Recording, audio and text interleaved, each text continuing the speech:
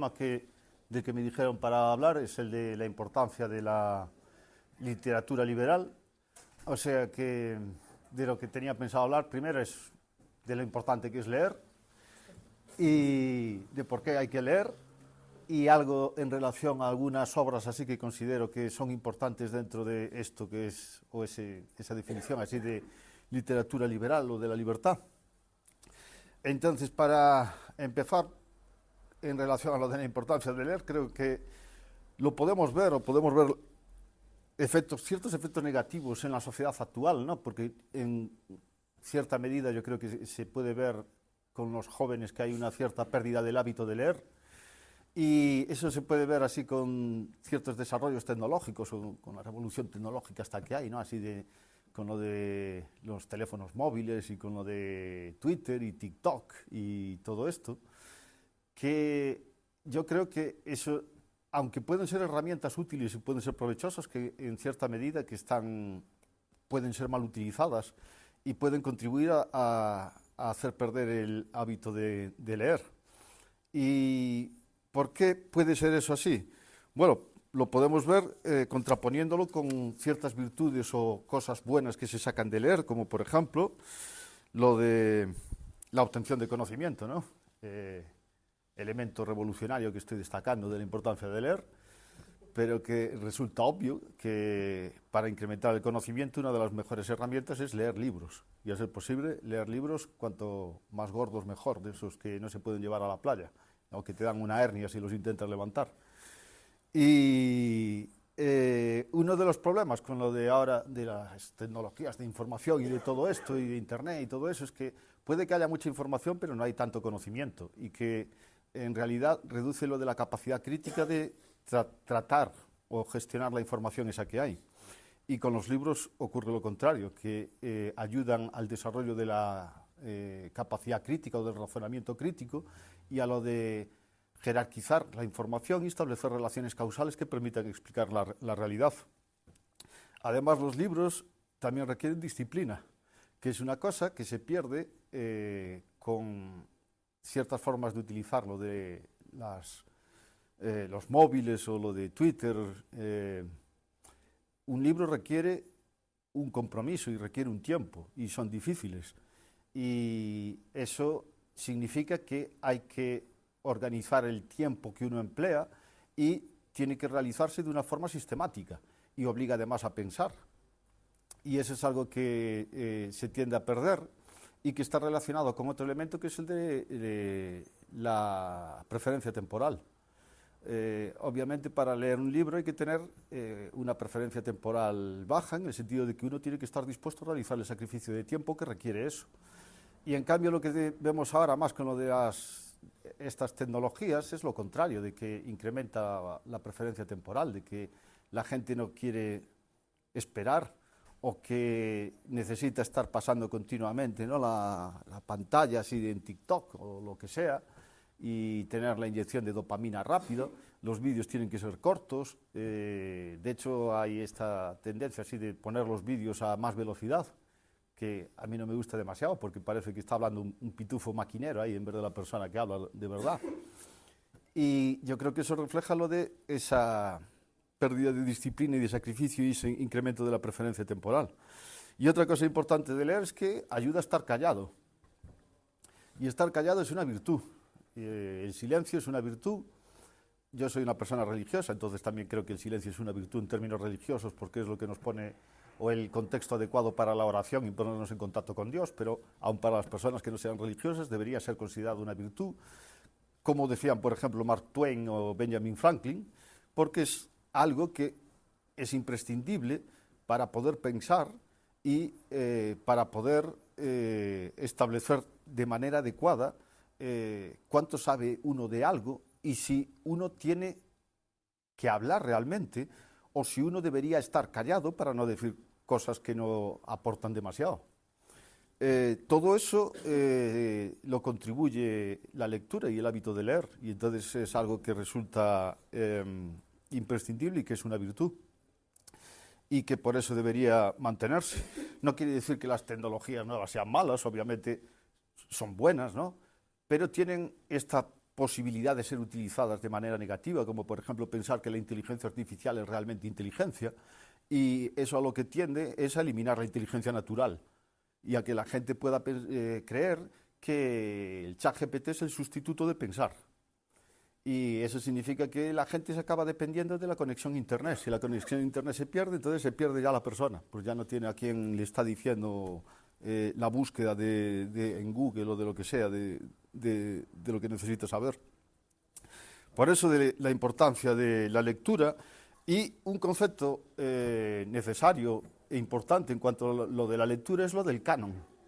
Es decir, que en los libros no hay una visión democrática. Y, en mi opinión, en la sociedad tampoco debería haber una visión democrática, no es igualitario. La idea del canon significa que hay libros que son considerados mejores que otros, superiores a otros, que establecieron el conocimiento mejor que otros. Y esos libros que perduran a lo largo del tiempo son los que acaban integrando eso que se conoce como el canon.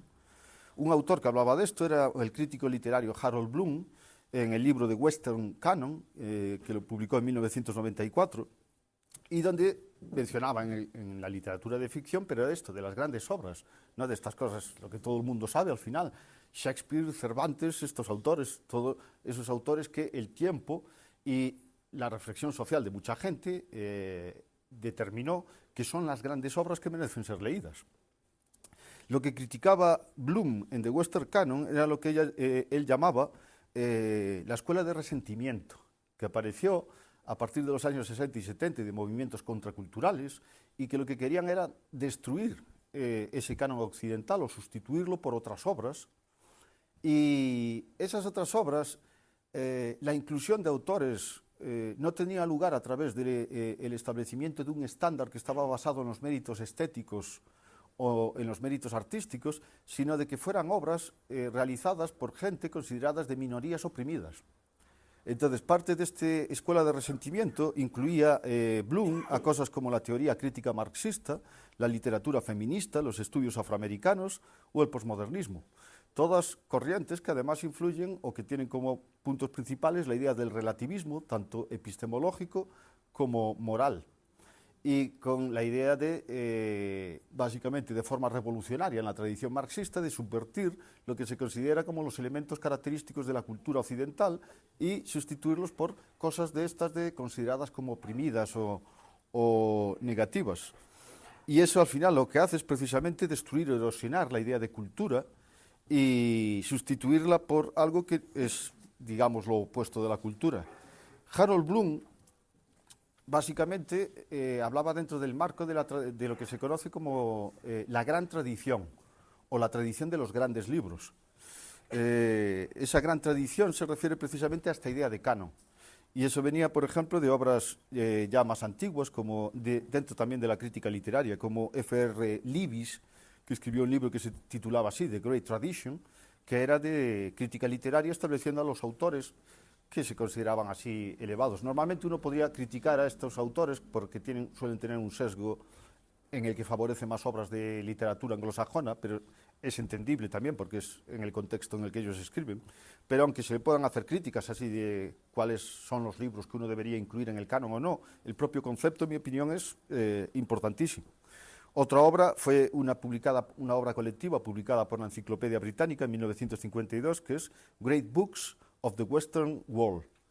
Y en esta idea de la gran tradición constituiría todos aquellos libros que una persona culta de la cultura occidental debería conocer y que no puede considerarse una persona culta si no conoce esas obras. Y hay una serie de elementos que establecen cuál es el estándar objetivo que determina que estos libros deben ser introducidos así en ese canon. En esa obra de la Enciclopedia Británica más o menos tenían como 3 estándares.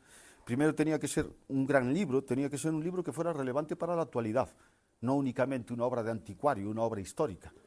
Tenía que tener importancia histórica, sí, pero también tenía que ser algo que sea importante ahora.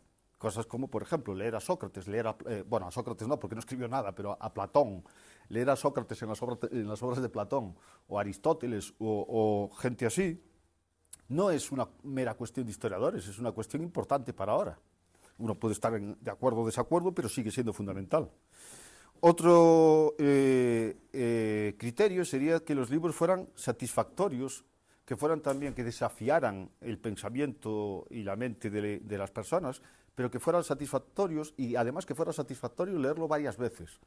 Es decir, que no se agota en una única lectura, que es algo que uno puede leer y aprovechar y descubrir cosas nuevas de manera continua. Y el último sería que un gran libro tiene que formar parte de lo que ellos llamaban la gran conversación de las grandes ideas. Y la gran conversación se refiere al hecho de que leer no es un acto meramente pasivo, es una conversación, en el sentido de que el que está leyendo está participando en una conversación con el autor. Es una conversación que no tiene lugar de manera directa, pero sí que tiene lugar de manera indirecta, y es eso por lo que alguien puede aprovechar de la lectura de otros autores, porque uno tiene que reflexionar qué es lo que yo sé de este tema, qué es lo que esta persona está diciendo. Estoy de acuerdo con lo que está diciendo, cuáles son los argumentos concretos que emplea, cómo podría yo resumir lo que él está diciendo, qué críticas podría hacer, con qué cosas creo que estoy de acuerdo. Y eso, a través de la labor social a lo largo del tiempo, es lo que forma parte de esta gran conversación que constituye, al final, un esfuerzo colectivo, que es lo que se denomina una cultura. Y que cuando se ataca a eso, se atacan elementos muy importantes de esa cultura y al final se ataca a la libertad. Y hablando de eso, de libertad y de literatura liberal o libertaria, o como se le quiera llamar, una cosa que se manifiesta en esto de la gran tradición es de hacer listas. Y eso es algo habitual así al hablar, ¿no? En más temas, ¿no? Como las listas, las 100 mejores películas de la historia del cine, o las 100 mejores canciones del rock, o lo que sea, las 100 mejores artes marciales. Y las listas son importantes. Las listas nos permiten organizar, clasificar, jerarquizar, permiten además realizar discusiones sobre qué se considera adecuado que uno integre dentro de esa lista o no. Y esas son, al final, como una manifestación de esto, de lo que es el canon. Obviamente las listas las hacen personas, entonces hay discusiones sobre eso, pero al final es ese proceso colectivo en el que establece qué es lo que es el canon. Entonces, en relación a eso, pues yo también traía una lista, y no va a ser una lista exhaustiva y tampoco hay un orden así jerárquico, pero sí de libros que yo considero que son fundamentales dentro de eso, de lo que sería el canon dentro de la literatura así de liberal. Y entonces iba a hablar de esa lista, traje así 20 libros, 10 que son más de economía y 10 que no son de economía, que son más de filosofía o de política, y hablar de por qué creo que son así importantes, hablar un poquito, mencionarlos. En las listas entonces lo normal es que haya así libros que son obvios, ¿no? Como Shakespeare o Cervantes, y eso tiene que ser, porque eso es precisamente lo que constituye el canon. Es también un poco más aburridillo, porque son los libros obvios que todo el mundo dice tienen que estar ahí. Entonces algunos de esos tengo que poner, porque si no, no sería nada de canon, y sería un revolucionario socialista, y eso no lo soy. Y va a haber algunos libros que sí que son menos, digamos, menos obvios, y que también reflejan parte de mis sesgos y de mis intereses, o más mis gustos, o cosas así de ese estilo. Entonces, por mencionar eso, 20 libros, y empezar con los de economía. El primero sería Carl Menger, de Principios de Economía Política, primero porque es el original, el OG, el que empezó con de la escuela austríaca.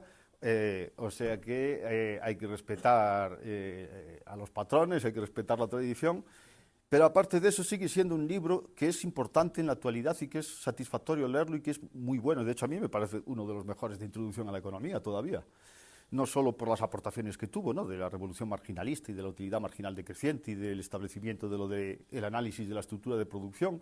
Es uno de los mejores libros así todavía para que la gente empiece a entender lo que es verdaderamente la economía, y en mi opinión la economía austríaca es el heredero de la tradición de lo que antes era solo llamado economía. La economía keynesiana o la economía neoclásica, en mi opinión, son herejías, en el sentido de Hilaire Belloc, no en un sentido religioso, de la disciplina económica. Y la verdadera ortodoxia económica está en obras como estas de Carl Menger.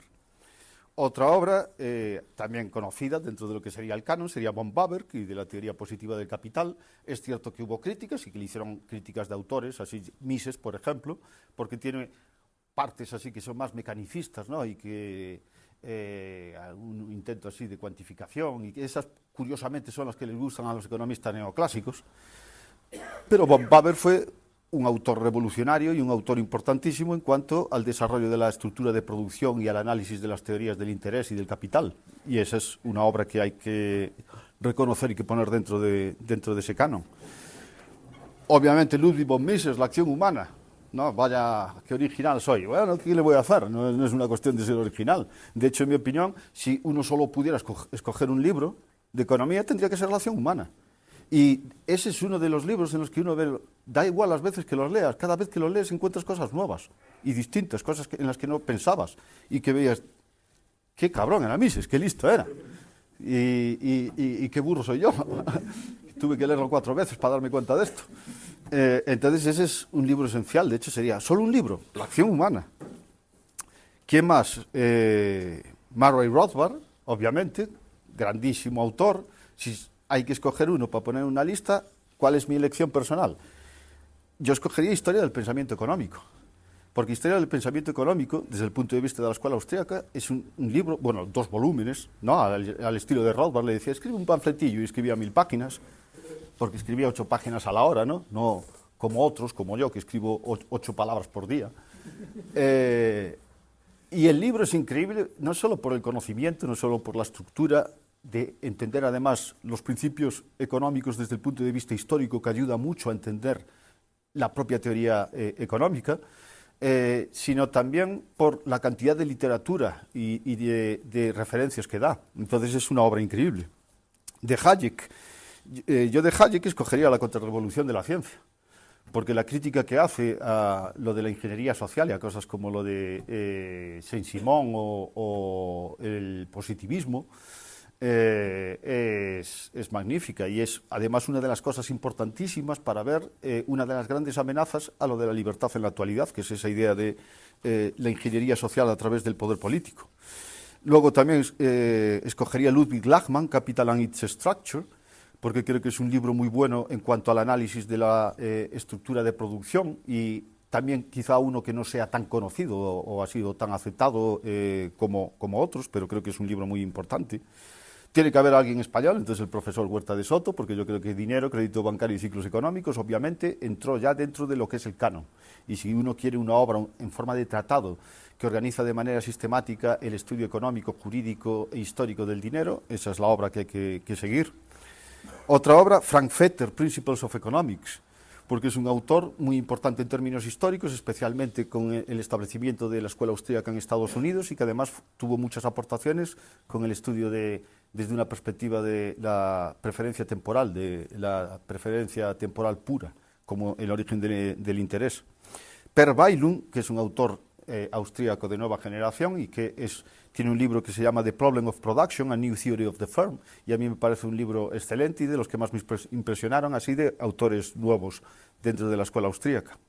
Y el último, diría el de Suda Shenoy, Towards a Theoretical Framework for British and International Economic History, porque es de historia económica, pero creo que es un campo que fue muy poco tratado y en el que hay mucho potencial, que es el de la aplicación de la teoría austríaca dentro de la teoría del capital y de la estructura productiva, pero de aplicación al estudio histórico. Y fue lo que hizo Suda Shenoy con el estudio de los siglos XVI y XVII en Gran Bretaña y de cómo eso precede a la Revolución Industrial y cómo permite entender que la Revolución Industrial no fue nada sorprendente que ocurrió así de repente en un minuto, sino que viene de un proceso largo de los siglos XVI y XVII de incremento de la complejidad del capital y del alargamiento de la estructura productiva.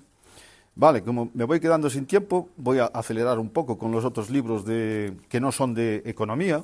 Y el primero importante para la libertad, el primero que diría es la Biblia, es el libro más importante, La verdad os hará libres. Y además es importante porque es importante entender que somos criaturas, somos creados por Dios, tenemos un telos, que es también Dios, y además eso significa que tenemos una naturaleza, y que esa naturaleza es la que permite explicar nuestro comportamiento y la forma de organización social, mientras que las amenazas a la libertad vienen generalmente, sobre todo, de la perspectiva relativista que conduce a la idea de que podemos reconstruir la realidad y reformular la realidad, especialmente a través de la aplicación del poder político. Y esa es la verdadera amenaza a la libertad. En esa tradición, también dentro de la Biblia, podría decir así más autores como Santo Tomás, ¿no? Y la Suma Teológica, pero voy a escoger a otro español, a Francisco de Vitoria, con su obra Relectio de Indis, donde aplicando principios teológicos y de reflexión filosófica, llegó a la conclusión de que los cristianos y los españoles no tenían derecho, en el proceso de conquista, a quitar la propiedad de los indios. Los indios eran seres racionales, tenían alma y tenían el dominio, y tenían, por lo tanto, el derecho de propiedad sobre sus bienes, sobre sus tierras, y el derecho de organizarse políticamente. Y toda la obra de Francisco de Vitoria representa una limitación enorme al poder político, cosa que no existe ahora o que no se mantiene mucho en la actualidad. Mencionaría también el mito del eterno retorno de Mircea Eliade, que era un historiador de las religiones, pero que tiene muchos elementos en ese estudio específico que son realmente aplicables a muchos campos de las ciencias políticas y para entender elementos culturales propios de la cultura occidental, como por ejemplo que consideramos el tiempo como algo lineal, no como algo cíclico, que era más característico de religiones primitivas o de religiones así en las que no había un Dios creador en el sentido como el cristiano. Otro libro importante, Erik Voegelin, La nueva ciencia de la política, donde determinó que en la política moderna el elemento que él consideraba dominante era el del gnosticismo, que es la idea de que el mundo está mal hecho, de manera metafísica, de que es el resultado de un fracaso en la creación, y que se puede reconstruir a través de la propia acción, que es básicamente la idea de la ingeniería social, y es la idea de que no existe una naturaleza, o esa naturaleza es corrupta, pero que la propia acción humana, a través de la aplicación del poder político, de que puede realizar un paraíso en la tierra. Él lo expresó con una frase así un poco, el término era un poco así confuso, ¿no? Así él decía la inmanentización del eschaton, era la frase así que parece 40 euros por palabra, pero que refleja bien esa idea. Otro libro, Alexis de Tocqueville, El antiguo régimen y la revolución, donde Tocqueville muestra que las herramientas niveladoras y destructoras de la Revolución Francesa, que ya venían de antes, venían de la aplicación de las monarquías absolutistas, y el intento y lo que condujo a la revolución y a la consideración igualitaria de la sociedad fue precisamente la nivelación de todas las diferencias culturales, diferencias de idiomas, diferencias de organización política, jurisdiccionales, y como eso fue lo que ocurrió en la Revolución Francesa, pero ya venía de manera previa por el incremento del poder político. Y un autor que escribe dentro de esa tradición, así siguiendo a Tocqueville, sería von Quennet-Ledin, y el libro sería The Menace of the Heart, en la que básicamente critica los elementos igualitarios desde un punto de vista aristocrático y monárquico de la organización social. Tiene cosas muy interesantes, como por ejemplo habla de cómo la secularización en realidad tiene la tendencia a conducir al incremento de la tiranía, y menciona una cosa de cómo cuando la gente pierde la idea de que existe un destino trascendente en la religión, cómo se vuelve o se puede volver obsesionar con la salud. Y como si la salud está controlada por el gobierno, entonces el gobierno puede controlar de manera totalitaria a la gente. Y eso creo que lo vimos perfectamente con el caso del COVID recientemente, de cómo precisamente la idea, la obsesión por lo de la idea de la salud conduce a lo del miedo, y el miedo conduce al lado oscuro. Otra obra, Pitirin Sorokin, Social Dynamics, porque él explica en una obra sociológica muy importante cómo hay distintos tipos de cultura, él lo clasifica en 3 grandes tipos, y cómo la visión epistemológica, ontológica, metafísica, cómo condiciona, es distinta en cada una de esas culturas, y cómo condiciona el desarrollo social y la evolución y el paso de una cultura a otra. Vale, ¿quién más? C.S. Lewis, The Abolition of Man, porque es una obra en la que precisamente lo que critica es el relativismo moral y cómo el relativismo moral conduce a la implantación del totalitarismo, y cómo la idea de ese relativismo moral lleva a que aparezca una élite, y va a ser una élite política, que, fundamentándose en la idea de que los valores son construidos, es la que establece esos valores y acaba imponiéndolos a la sociedad, y el resto de los seres humanos se acaban convirtiendo como una especie de robots que no tienen agencia moral. Un libro importantísimo, y además escribía de maravilla.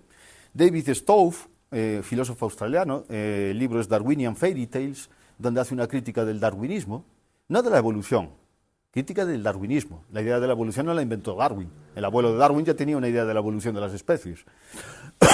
Y critica el darwinismo desde el punto de vista filosófico para demostrar que es obviamente erróneo, al menos en un caso de una especie animal, que es el ser humano. Y lo hace criticándolo primero a Thomas Malthus, porque Darwin tomó el principio de Malthus de la teoría de la población como el fundamento del mecanismo para explicar la selección natural de la lucha de las especies. Y Stowe demuestra a través de razonamientos filosóficos cómo eso es erróneo, especialmente en el campo del análisis del ser humano. Y para acabar, que creo, no sé si me quedó alguno fuera por ahí, pero bueno, si no son 20, son 19. El último libro es una novela, es Adiós muñeca, o Farewell My Lovely, de Raymond Chandler, porque me gustan las novelas de detectives. Y esta es de Philip Marlowe, ¿no? En las pelis está Humphrey Bogart haciendo de Philip Marlowe. Y me gusta porque Philip Marlowe, el nombre iba a ser Mallory, primero, porque Raymond Chandler le gustaba mucho ser Thomas Mallory, que era un autor de la Edad Media que escribía sobre el ciclo artúrico, sobre el grial y sobre caballeros y todo esto. Y eso es porque los detectives, y especialmente Philip Marlowe, es como un caballero artúrico. Es un caballero artúrico, lo único es que es en un contexto de corrupción política y eso explica que haya más elementos de cinismo. Pero el detective es alguien que busca el orden a través de resolver el misterio y lo hace en un contexto de corrupción política y económica y lo hace llevando normalmente un montón de golpes y palizas, pero persevera ahí y es alguien que mantiene siempre un código moral muy fuerte. Y eso es algo muy importante. Y esos serían básicamente los 20 libros y sería eso sobre la charla de esto.